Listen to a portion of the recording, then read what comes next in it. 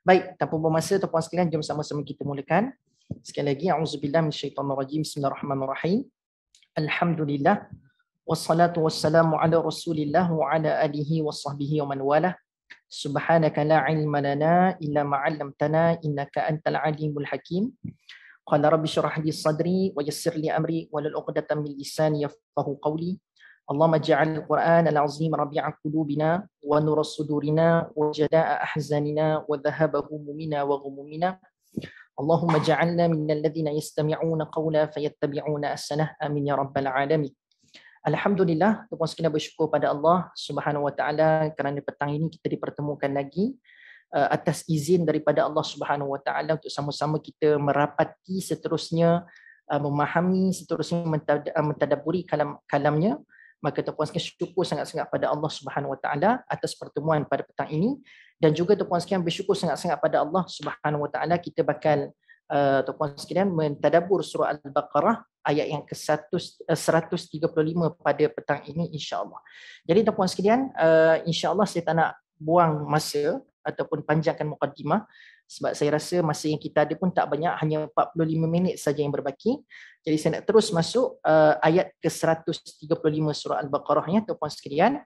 Maka seperti biasa tuan-puan sekalian, jom sama-sama kita mulakan dengan membaca isti'adzah. Mudah-mudahan Allah menjauhkan kita semua daripada syaitan dan iblis insya-Allah. A'udzubillahi minasyaitonirrajim.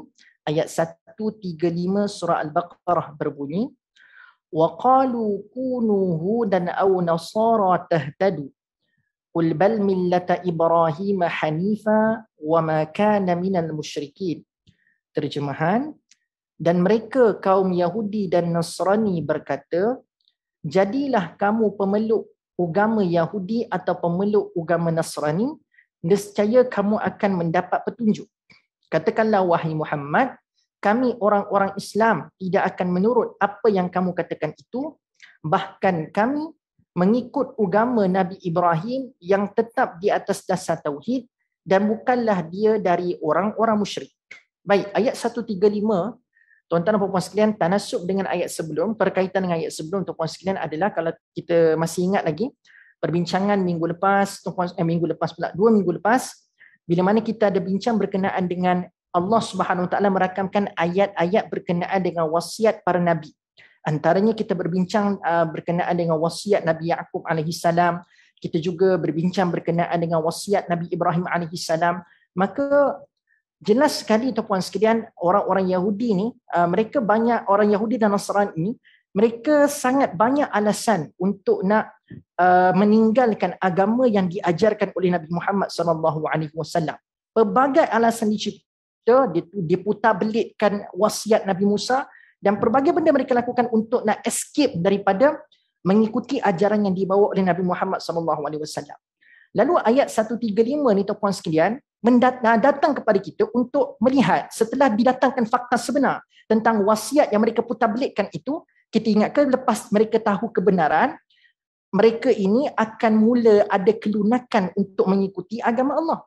Tapi ternyata tuan-puan sekalian, setelah mendengar kebenaran, kerasnya hati mereka, dengan kita boleh lihat dalam ayat ini betapa kerasnya hati mereka, mereka sendiri mengeluarkan perkataan dengan mengatakan, tengok ingat ke lepas dengar kebenaran, dia akan ajak orang lain untuk seru kepada dia akan ajak seru orang lain kepada kebenaran.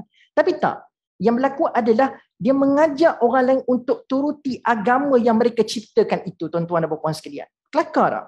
Patutnya when people tell you the truth, kamu tahu tentang kebenaran perkara tersebut, sepatutnya lepas kamu sedar yang kamu ni salah, dan pada awal semua fakta tu didatangkan sekalipun, kamu dah tahu dah kamu salah, sebab kamu tahu kamu reka-reka benda yang kamu datangkan, cerita-cerita dan fakta-fakta sebelum ini. Kamu banyak reka-reka je. Lalu bila kebenaran datang dan kamu tak ada hujah untuk membalasnya, maka tundukkan egomu. Kamu kena jadi orang yang menyebarkan kebenaran, tapi tidak kepada orang Yahudi.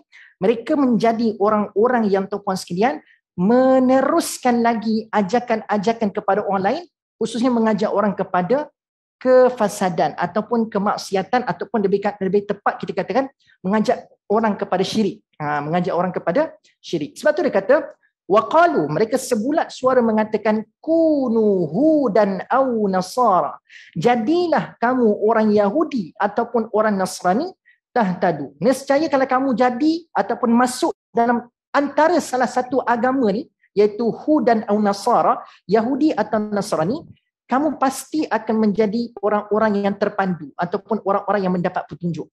Dalam erti kata lain, tuan-tuan sekalian, dia sudah menidakkan bahawasanya agama yang diajarkan oleh Muhammad bin Abdullah, Rasulullah sallallahu alaihi wasallam, adalah satu agama yang tak akan mendapat petunjuk.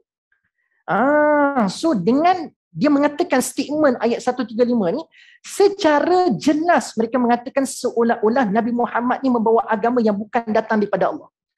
Sebab dia claim dia ini seolah-olah macam anak emas Allah, maka agama yang mereka anut itu adalah agama yang benar, maka apa yang didakwa oleh Nabi Muhammad itu adalah agama yang totally salah dan tak akan membawa kepada petunjuk. Hanya dua agama ini saja yang kata mereka akan membawa mereka kepada petunjuk, yang akan membawa manusia kepada petunjuk. Sebab itu dia kata tahtadu. Kunu hudan aw nasara tahtadu. Perhatikan tuan-tuan sekalian, dia tak kata masuklah. Allah tak sebut dalam ayat ni, statement orang Yahudi dengan Nasara ni, Allah tak sebut mereka minta masuklah ke dalam agama Yahudi dan Nasara. Allah tak guna statement tu. Allah kata kunu. Maksudnya dia sekadar minta jadilah orang-orang Yahudi dan Nasrani. Dia beza kalau masuk dalam agama dengan jadi orang yang beragama. Kalau orang masuk, ada possibility tuan-puan sekalian, dia rasa nak keluar, dia boleh keluar. Tetapi betapa seriusnya ajakan Yahudi dan Nasrani pada waktu ini, dia kata aku tak nak kau masuk tapi tak serius. Sebab kalau kamu nak masuk untuk nak mengucapkan agama yang aku anuti dan aku percaya benar sekarang ni, aku tak terima. Aku nak kalau kau masuk dalam agama ni, kau betul-betul committed. Sebab tu kunu digunakan dalam ayat ni.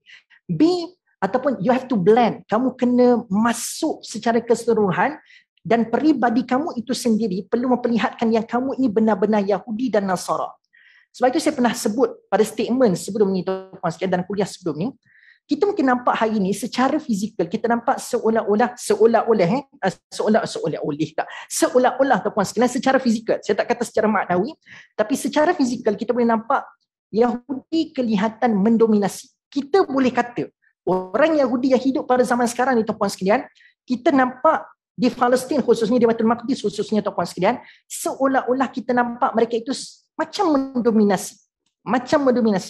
Tapi kita kata, kenapa diorang ini adalah satu kaum yang sangat dibenci oleh Tuhan, tetapi still dalam zaman sekarang sekalipun, mereka yang menganuti agama Yahudi nampak seolah-olah mendominasi. Nampak strong, nampak kuat. Rupa-rupanya tuan-puan sekalian ada kaitan dengan ayat 135 ni. Kenapa dia orang dilihat kuat dan nampak mendominasi? Sebab orang Yahudi tuan-puan sekalian mereka dilihat kuat sebab mereka betul-betul jadi Yahudi. Saya ulang statement ni. Kenapa kita nampak seolah-olah macam Yahudi tu kuat? Sebab orang Yahudi dilihat seakan-akan kuat sebab mereka betul-betul jadi Yahudi. Bukan sekadar masuk agama Yahudi. Tengok sampai iPad punya tu. Bukan sekadar masuk agama Yahudi. Tapi dia orang betul-betul jadi. Jadi sungguh. Jadi Yahudi betul-betul. Begitu. Kita ni, orang Islam ni tuan-puan sekalian, minta maaf sebut. Kadang-kadang kita tengok ada setengah-setengah kita ni, dia masuk, dia berbangga dengan nama Islam tapi not being a Muslim, a practical Muslim. Yahudi dilihat kuat sebab mereka betul-betul praktis Yahudi tu dalam sanubari dia, dalam perwatakan dia, dalam tindakan-tindakan dia. Itu maksud kunu. Itu maksud kunu hudan. Tuan-puan sekalian, setakat ni jelas tak? Kunu hudan au nasara. Dia nak minta betul-betul jadi. Maksudnya dekat sini kita nampak betapa seriusnya orang-orang Yahudi ni nak memastikan dakwah dia tu bukan sekadar mengakibatkan orang rasa nak masuk je, tapi dakwahnya akan memastikan untuk orang jadi Yahudi. Adakah ini tadabbur saya dan tuan-puan sekalian mungkin sama-sama kita boleh muhasabahkan, ada tak kita hari ini yang menyampaikan agama ataupun orang-orang yang ada kesedaran untuk menyampaikan kebenaran, ada tak kita punya semangat sampai tahap kita nak orang yang kita dakwahkan itu benar-benar menjadi Muslim? Ataupun kita just cukup rasa berpuas hati dengan melihat dia dah masuk dalam agama Islam, dah lah tu, my job is totally done, saya dah kerja, saya dah settle. Tetapi tidak. Kita kena rasa malu. Orang Yahudi pun ada that kind of spirit untuk nak menjadikan orang tu betul-betul Yahudi. So kita lagi-lagilah kena strong, dan betul lah kata suratul Asri, dia tidak cukup dengan semata-mata kita menyampaikan, menyebarkan kebenaran, kan, watawassaw bil haq semata-mata, tapi kita kena ada watawassaw bis sabr. Kita kena ada follow up. Lepas kita menyampaikan, orang tu masuk dalam agama Islam, maka kesabaran diperlukan untuk kita keep follow up orang. Sebab itu jiwa murabbi ni tuan-puan sekalian, mereka bukan sekadar nak mengajar, tetapi diorang ini mendidik. So mendidik bukan satu proses yang touch and go, tidak. Tapi perlukan kesabaran untuk sentiasa follow up. Macam mana, okey ke tak okey, kalau kurang kena tambah lagi, kalau nampak dilihat keliru kita jelaskan lagi. Itulah semangat pendakwah yang perlu kita ada pada hari ini. Barulah kita akan yakin menyebutkan kepada orang yang kita dakwahkan ini masuk dalam agama Islam tahtadu. Dengan agama ini saja, agama Islam saja, kita akan mendapat petunjuk. Ni tidak kita ni barangkali di sini pun tuan-puan sekalian, saya nak bagi tahu betapa diorang ini untuk mengeluarkan statement sebegini, kita mungkin nampak sebab atas faktor kesombongan semata-mata. Tapi bagi saya tuan-puan sekalian, mereka tak akan berani juga keluarkan statement sebegini kalau mereka sendiri pun dah pernah experience agama ini seolah-olah pandu dia. Dan dia, walaupun kita nampak cara mereka fikir, rasa yang mereka ada dekat dalam hati, perasaan nafsu mereka tu adalah benda yang fasad, tetapi tidak dapat dinafikan, diorang betul-betul orang kata benda devoted. Yes, itu antara word English yang mungkin dapat lebih tepat untuk nak bagi tahu tentang kuno dengan tahtadu ni. Dia orang betul-betul devoted sampai dia rasa macam agama yang saya pegang sekarang is no issue at all.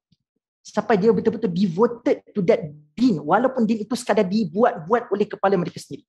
They are very devoted to that din, terlalu devoted kepada agama. So itu maksudnya. So penyampai agama, first kali untuk kita menyampaikan, tuan-puan kata ini syarat utama, tidak. Tetapi bila kita experience that agama tu sendiri, cara kita deliver kepada orang pun kita akan ada keyakinan untuk menyebutkan bahawasanya agama ini adalah agama yang boleh bagi kita petunjuk. Ini antara benda yang kita bincang tadi tuan-puan sekalian kan.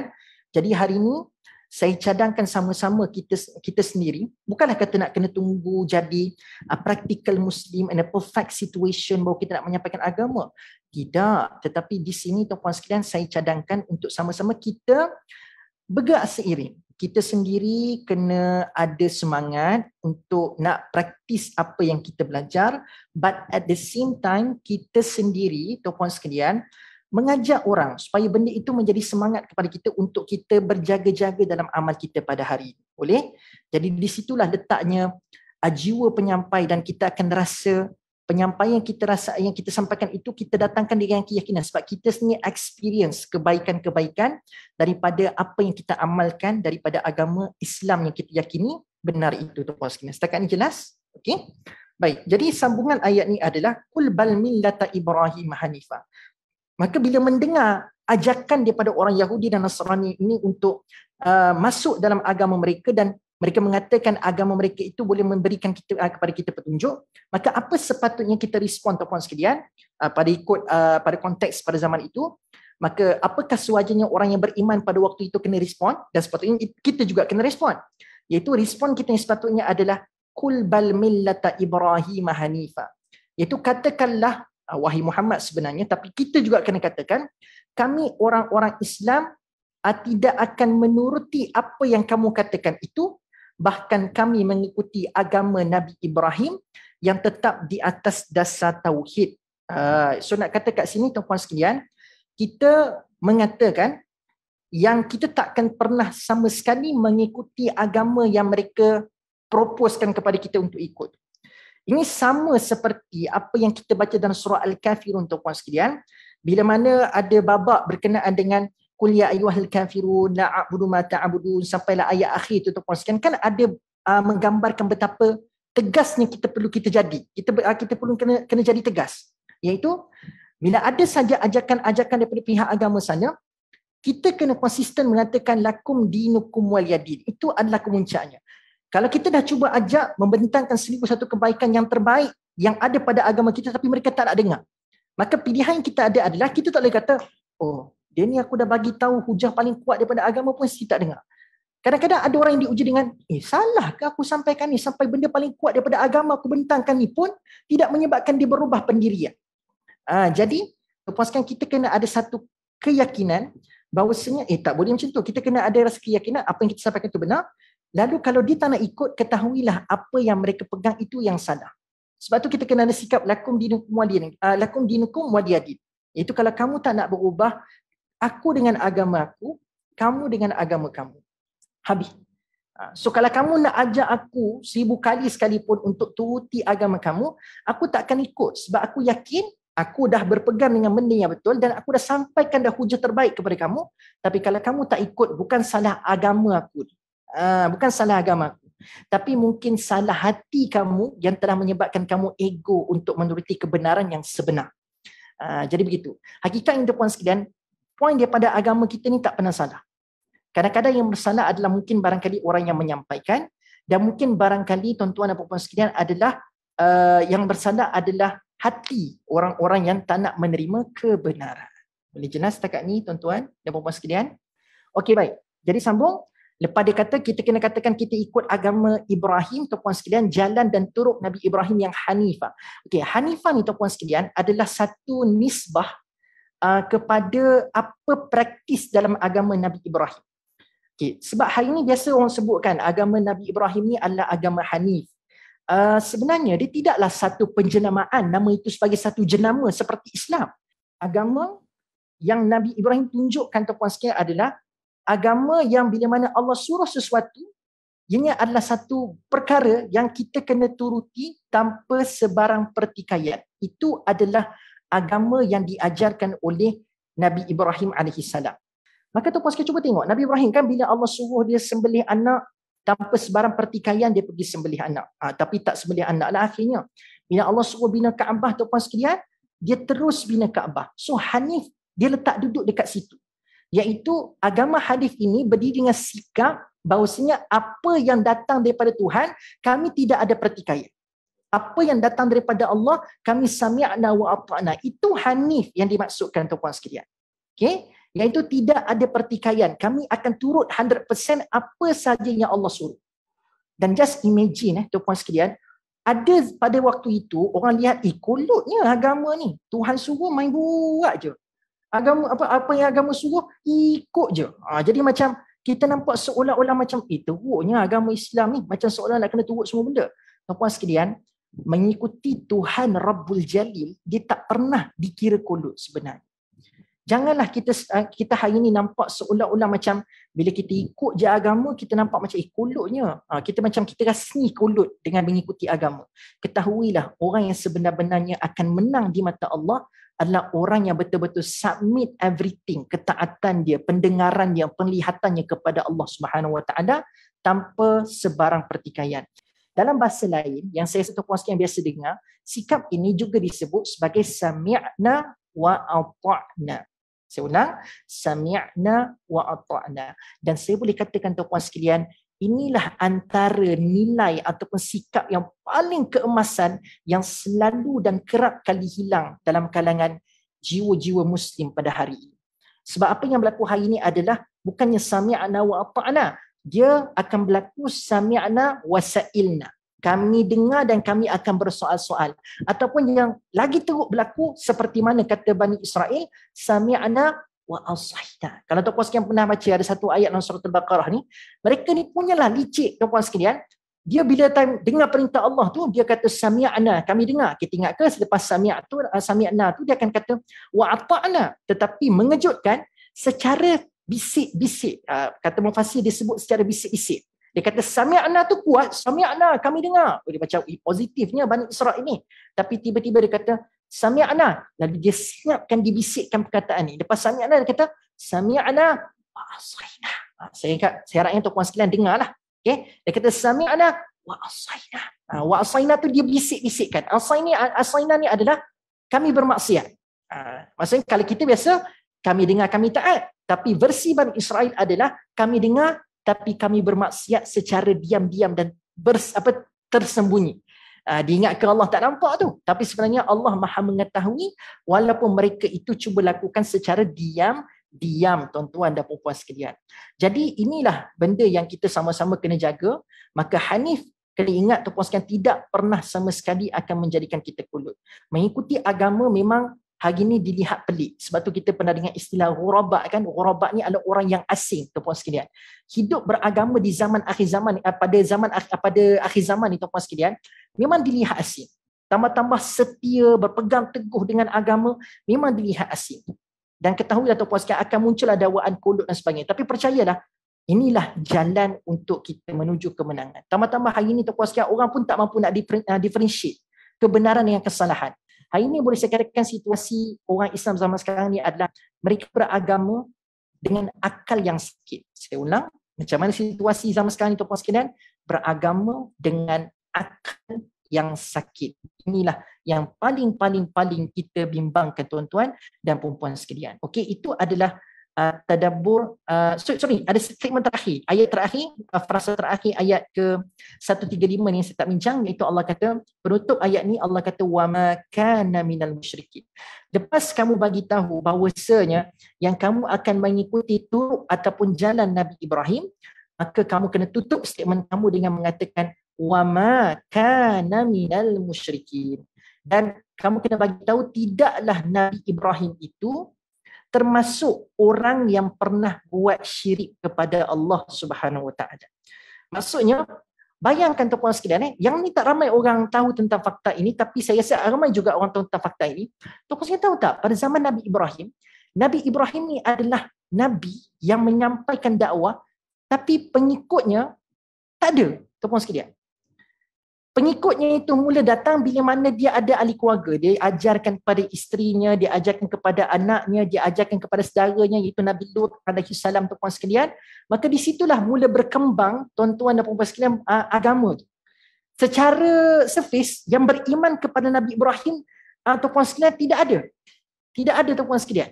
Yang ada adalah keluarga-keluarga terdekat pada waktu itu, yang mula menunjukkan keimanan kepada Allah. Jadi anda bayangkan, di saat kita menyangkakan Nabi Nuh adalah orang yang paling sikit followernya, rupa-rupanya tuan-puan sekalian Nabi Ibrahim lagi sedikit followernya, tuan-puan sekalian. Cuma orang duk bangga-banggakan nama Ibrahim ni adalah sebab legasi yang dibina, Kaabah dan sebagainya, tuan-puan sekalian, dan orang respect. Tetapi untuk menurut agama tu tidak semua. Tidak semua, tuan-puan sekalian. Dia bermula dengan pengikut terdekat, iaitu keluarganya sendiri sahaja. Dan anda bayangkan, tuan-puan sekalian, dengan pengikut yang teramat sedikit, Nabi Ibrahim boleh memikirkan, boleh berfikir bahawasanya aku pegang dengan benda yang salah kot. Salah kot benda yang aku pegang ni. Tetapi tuan-puan sekalian, cuba tengok. Nabi Ibrahim tunjukkan kepada kita, walaupun tak ada orang yang mengikuti agama dia pada waktu itu, meskipun aku bersendirian, tetapi aku percaya agama ini adalah agama yang betul. Dan sesekali Nabi Ibrahim tidak pernah memilih untuk melakukan syirik kepada Allah, walaupun situasi pada waktu itu dia berada pada kelompok minoriti, tuan-puan sekalian. Just see nowadays, just see reality today, tuan-puan sekalian. Asal tiba-tiba kita termasuk dalam golongan minoriti, sedangkan kita sudah kaji apa yang kita pegang itu adalah perkara yang sahih, yang benar. Tapi disebabkan kita terasa macam, aku ni set minoriti. Ni kata orang Kelantan lah. Ambo ni set minoriti. Sikit je hak buat lagu ni. Hak ramai buat hak tu ni. Ramai majoriti buat benda lain. Saya je yang buat perkara minoriti. Jadi tuan-puan sekalian, Al-Quran merakamkan versi minoriti tak setiap masa salah. Dan majoriti tak setiap masa betul. Jadi bila ada statement wa makana minal musyrikin ni, tuan-puan sekalian, rupa-rupanya sirah ataupun latar belakang ayat ni muncul adalah disebabkan Nabi Ibrahim boleh pilih sebab terbesar untuk nak syirik adalah disebabkan tak ramai follow pada waktu itu. Boleh je Nabi Ibrahim gunakan that reason untuk nak rasa strong tinggalkan agama Allah Subhanahu Wa Taala. Tapi just see nowadays, tuan-puan sekalian, kita tak kuat seperti Nabi Ibrahim. Jadi bila Quran mengingatkan ikut millah Ibrahim, maka inilah pegangan kita di akhir zaman. Memang millah Ibrahim ini terpakai untuk umat zaman sekarang yang berada di akhir zaman. Dan Allah kata, qulna ihbitu minha jami'a fa imma ya'tiyannakum minni hudan faman tabi'a hudaya fala khaufun 'alaihim wa lahum yahzanun. Dalam ayat ni kata Allah pecahkan manusia yang beriman di akhir zaman ni kepada dua kelompok. Kelompok yang pertama adalah kelompok yang sekadar menerima hidayah. Dia minta hidayah dan Allah bagi dia hidayah. Maksudnya dia terima hidayah lah. Ini kelompok yang pertama. Kelompok yang kedua, tuan-puan sekalian, adalah kelompok orang yang lepas dapat hidayah, dia ikut hidayah tersebut. Jadi tuan-puan sekalian kena differentiate molek ni. Dua golongan ni. Saya ulang, kelompok pertama yang dapat petunjuk, kelompok kedua lepas dapat dia ikut. Dan kalau tuan-puan sekalian dengar betul-betul ayat tadi, orang yang dapat petunjuk Allah sebut dalam sebutan jamak. Fa imma ya'tiyannakum minni hudan.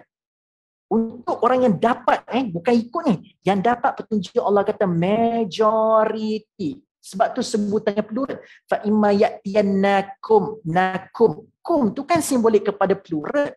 Ramai majority dapat benda ni tuan-puan sekalian.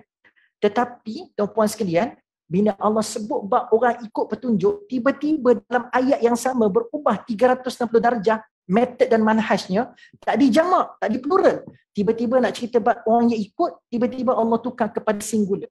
Faman tabi'a hudaya, tadi plural. Tiba bila cerita pasal yang ikut, tiba-tiba jadi singular. Di sini saja Allah memberikan isyarat kepada kita bahawasanya tuan-puan sekalian, yang ikut petunjuk ni memang sikit. Nabi Ibrahim sikit tak sikit? Sikit. Akhir zaman ni orang yang berpegang setia dengan sahih, dengan perkara yang benar, sikit ke ramai tuan-puan sekalian? Tepuk dada tanya iman, kita di kelompok yang mana? Sebab tu, Ustaz, ramai ni dia buat benda ni. Tak, itu bukan dalil mengesahkan sesuatu perkara yang kita nak buat. Sebab itu, nilailah satu perkara yang kita nak buat itu dengan darjah ilmu dan menurut lunas agama yang disebutkan, kalau kita katakan tuan-puan sekalian, ikut Quran dan hadis. Itulah jaminan yang paling menyelamatkan kita tuan-puan sekalian. Sebab kalau kita kata kita betul, kalau kita kata benda tu betul, manusia mungkin ada buat silap. Tapi kalau Allah dan Nabi kata benda tu betul, sah. Itu memang tak ada silap. Itu memang tak ada keraguan padanya tuan-puan sekalian. Jelas? Saya harapkan jelas tuan-puan sekalian. So, wama kana minal musyrikin ni is very significant. So, dengan menyatakan perkara sedemikian, kita sendiri akan menjadi orang yang setia dengan beragama dengan cara yang betul meskipun kita di kelompok minoriti. Okey? Jadi pukul apa dah? Okey. Dan lagi satu ayat tuan-puan sekalian. Maka sambungan ayat selepas itu, ayat 136 kata Allah, lalu apa lagi kita nak kena sebut?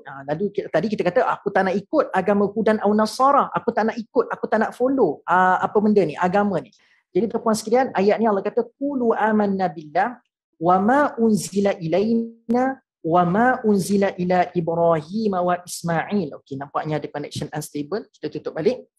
Wa Ishaq wa Ya'qub wal asbab wa ma utiya Musa wa Isa wa ma utiya an-nabiyyuna bir rabbihim la nufarriqu baina ahadin minhum wa nahnu lahu muslimun. Bagi saya ayat ni memang sangat padu. Memang sangat padu. Nak kena sebut apa? So jadi Allah cadangkan kepada kita nak kena sebut apa, maka sebutkanlah tuan-puan sekalian, orang-orang yang beriman khususnya, katakanlah wahai orang-orang yang beriman, kami beriman kepada Allah dan kepada apa yang diturunkan kepada kami, yakni Al-Quran dah, dan kepada apa yang diturunkan kepada Nabi Ibrahim dan Nabi Ismail dan Nabi Ishaq dan Nabi Ya'qub serta anak-anaknya, dan juga kepada apa yang diberikan kepada Nabi Musa, Taurat, dan Nabi Isa, Injil, dan kepada apa yang diberikan kepada nabi-nabi dari Tuhan mereka. Tuan-puan sekalian, ayat ni very powerful, sangat powerful.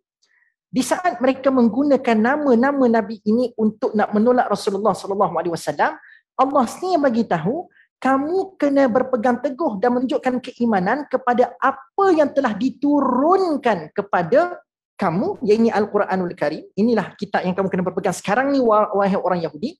Dan untuk makluman, bukan aku sekarang nak suruh turut Al-Quran itu saja, tapi apa yang telah diwahyukan kepada Nabi Ibrahim dan Nabi Ismail dan Nabi Ishaq dan Nabi Ya'qub. Kan kamu duk bangga-bangga ni nabi-nabi ni semua kan? Jadi aku nak kamu ikut juga apa yang telah aku wahyukan kepada mereka-mereka ni semua. Kepada Nabi Musa yang dapat Injil, yang Nabi Musa yang dapat Taurat, Nabi Isa yang dapat Injil. Kamu kena ikut apa yang telah diwahyukan kepada mereka. Dan untuk makluman, apa yang telah diwahyukan kepada nabi-nabi yang lain ini, dia exactly same dan parallel dengan apa yang telah diwahyukan kepada Nabi Muhammad SAW, iaitulah daripada Al-Quranul Karim. Jadi Allah kata, inilah dia. Dan yang saya kata padu tu celah mana tuan-puan sekalian? Yang padu tu celah mana? Bahagian mana yang saya katakan padu? Sebab Allah meng-highlightkan memfokuskan kepada wama unzila ilaina. Allah kata amanah billah itu jelas beriman kepada Allah. Beriman kepada Allah. Tapi kita expecting, kita menyangkakan tuan-tuan Allah akan sambung dengan beriman kepada Rasul. Sebab ayat selepas tu memang cerita pasal Rasul pun. Allah boleh cut off ayat panjang ni dengan ayat yang paling ringkas dengan mengatakan qulu amanna billah wa rasulihi. Berimanlah kamu kepada Allah dan juga kepada Rasul-Rasulnya. Kan dah capai maqasid seperti yang nak disampaikan dalam ayat ni. Tapi Allah menjadi khusus dan detail dengan mengatakan tuan-tuan sekalian, beriman juga dengan apa yang telah diwahyukan kepada nabi-nabi ini. Maksudnya apa tuan-tuan sekalian? Kalau kamu ni dengan batang tubuh Nabi, kamu boleh buat main, kamu boleh putar belitkan, tetapi wahyu yang aku turunkan ke nabi-nabi ni adalah yang benda yang kamu tak boleh buat main. Maka ikut apa yang telah diwahyukan kepada nabi-nabi ini. Maka jelas tuan-tuan sekalian, nabi ini dikira betul, apa yang diajarkan oleh nabi-nabi ini dikira betul sebab mereka itu mendapat wahyu daripada Allah. Dan nabi ini juga dikira betul apabila dia menyampaikan apa yang telah Allah wahyukan sahaja. Maksudnya tuan-tuan sekalian, nabi-nabi ini dalam menyampaikan agama, dia tak ikut kepala mereka sendiri. Mereka setia dengan unzila ilaina, ma unzila ilaina, dengan apa yang diturunkan kepada mereka.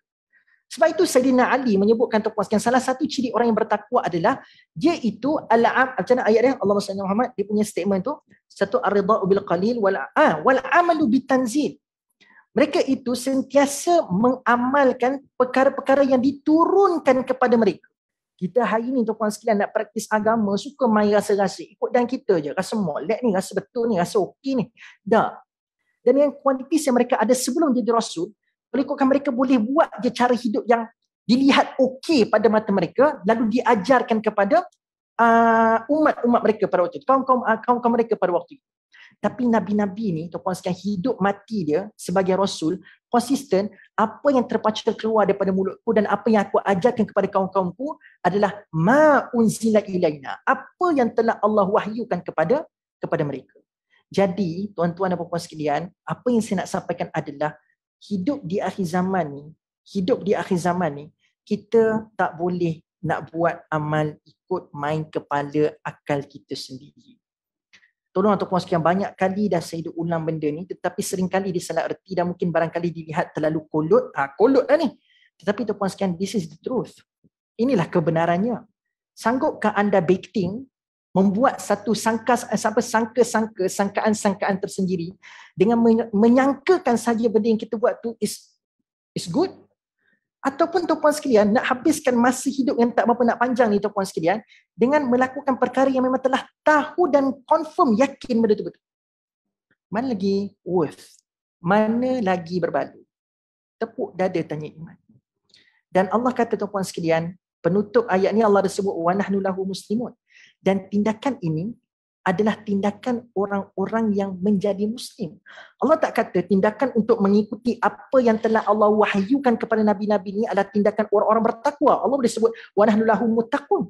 Tapi Allah tutup ayat ini dengan satu remarkable statement, mengikuti 100% dengan apa yang telah Allah wahyukan tanpa ada campur aduk sangka-sangka dan logik-logik akal dalam agama ni.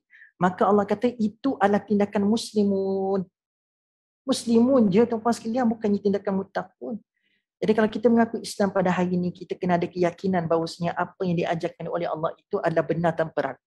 Apa yang diajarkan oleh Nabi itu adalah benar tanpa ragu. Kita sebenarnya tak perlukan, bukanlah tak perlukan, kita cukup. Kita cukup dengan apa yang telah Allah wahyukan kepada Nabi-Nabi ni untuk kita amalkan tuan-puan sekalian. Sebab itulah nanti dalam ayat selepas ni tuan-puan sekalian ada cerita pasal fasayakfikahumullah. Cukuplah Allah je untuk saya ni. Maka kalau kita merasakan hasbunallah fasayakfikahumullah, maka kita tidak perlukan pada benda-benda yang kita ikut sangka-sangka kita. Kita tak perlukan dah. Mana pembenaran kita kata fasayakfikahumullah, cukuplah Allah, cukuplah Allah. Jadi di sinilah letak duduknya akidah kita, tuan-puan sekalian. It seems simple, topik yang seems simple, tapi it's not simple sebenarnya. Dia kadang-kadang terlalu banyak keterlanjuran kita untuk memenangkan perasaan dan rasa-rasa ataupun logik akal kita. Dan sebelum wa nahnu lahu muslimun, saya tertinggal satu phrase, iaitu Allah sebut la nufarriqu baina ahadim minhum. Allah kata banyak nama Nabi Allah sebut dalam ayat ke-136 ni, tuan-puan sekalian. Ada Ibrahim, ada Ismail, ada Ishaq, ada Yaqub, ada Musa, ada Isa. Maka tuan-puan sekalian, Nabi-Nabi ni Allah sebut namanya. Tetapi Allah kata janganlah pula lepas ni, kamu dah tahu mereka, kamu hormat mereka ni sebab kamu tahu dia orang tu Nabi. Tapi lepas tu ada Nabi akhir zaman datang, kenapa tiba-tiba kamu nak membeza-bezakan layanan kamu terhadap Nabi yang kamu dah jumpa tu? Sepatutnya sebagai seorang Muslim, kamu kena beriman bahawasanya aku tak boleh membeza-bezakan. Beriman kepada Rasul bermaksud saya kena mencontohi, saya kena mempercayai dan saya kena memperakui apa yang seluruh Nabi-Nabi Allah ni sampaikan, Nabi-Nabi Allah sampaikan adalah perkara yang benar-benar berlaku. Dan saya tak boleh kata Nabi ni sampaikan benda yang salah, Nabi tu sampaikan benda yang betul. Saya paling suka Nabi ni, jelas saya tak sukalah Nabi yang lain. Saya nak tahu pasal Nabi ni, jelas saya tak nak tahulah pasal Nabi-Nabi yang lain. No, we can't do that. Sebab Allah sendiri pun mengiktiraf, Allah sendiri pun mengangkat kemuliaan Nabi-Nabi yang lain dalam Al-Quran yang kita baca pada hari ini. Bahkan Allah tuntut kita, bahkan Allah seolah-olah nak bagi kita tahu tentang apa kisah dan perjalanan Nabi yang lain selain daripada Nabi Muhammad SAW. So Allah take it very serious ya tuan-puan sekalian, untuk sama-sama kita telusuri sirah mereka. Itu juga salah satu sikap yang kita boleh katakan la nufarriq. Kita tidak membeza-bezakan baina ahadim minhum. Tak pernah membeza-bezakan di antara nabi-nabi. Sebab itu tuan-puan sekalian, di samping kita perbanyakkan tahu tentang Nabi Muhammad SAW, yes, it's our priority to know our nabi, tetapi mengetahui nabi-nabi lain juga adalah perkara yang sangat disukai oleh Allah. Bayangkan Nabi Muhammad jadi baik akhlaknya, salah satunya disumbangkan daripada apa? Dengan Nabi belajar, ambil pengalaman daripada Nabi-Nabi sebelum baginda, tuan-puan sekalian. Maka akhlak Nabi juga antaranya telah dibentuk daripada kisah-kisah Nabi-Nabi sebelum ini yang mengajarkan tentang erti kematangan dalam berdakwah. Maka Nabi pun tak beza-bezakan Nabi. Kenapa kita yang memperakui cinta kepada Rasulullah, tapi kita sekadar nak tahu kisah Nabi Muhammad je. So kita kena tahu juga kisah-kisah Nabi lain. Okay dah? Jadi tuan-puan sekalian, itu antara benda yang penting untuk kita fahami dalam ayat 136 ini. Maka tuan-puan sekalian, tadaburnya apa? Beramal ikut apa yang Allah dan Nabi kita ajar. Sebab itu Allah tak sebut Nabi je. Sebab kalau kita ikut batang tubuh, kita mungkin barangkali ada banyak version ikut batang tubuh. Tapi bila sebut wama unzila ilaina, apa yang aku turunkan kat Nabi ni satu tu je. Satu tu je. Kalau sebut Nabi itu saja, tuan-puan sekalian, mungkin akan berlaku banyak pertikaian. Tapi apa yang aku turunkan dekat Nabi-Nabi ni, tu je. Maksudnya itu je. There are no doubt, dia tidak ada pertikaian, tak ada kekeliruan, tu je. Itu je lah yang kamu kena ikut. So tak perlu nak cari benda-benda lain. Yang aku turunkan dekat Nabi, itulah yang kamu kena ikut. Nabi-Nabi yang aku turunkan dekat dia, tak kira dalam bentuk mushaf ke, suhuf ke, maka itu yang kamu kena ikut. Itulah cara untuk menjadi muslimun, kata Allah Subhanahu wa ta'ala dalam ayat ini. Okey, satulah perkongsian ni, tuan-puan sekalian, ramai orang terkeliru. Ustaz, asbab tu apa asbab? Asbab kan ada wa Ishaq wa Yaqub wal asbab. Okey, untuk makluman tuan-puan sekalian, asbab merujuk kepada keturunan Nabi Yaqub alaihi salam. Jadi Allah bila nak sebut tentang keturunan Nabi Yaqub, maka Allah nisbahkan keturunan Nabi Yaqub ni dalam sebutan asbab, kan asbab. So asbab ni merujuk kepada keturunan Nabi Yaqub alaihi salam.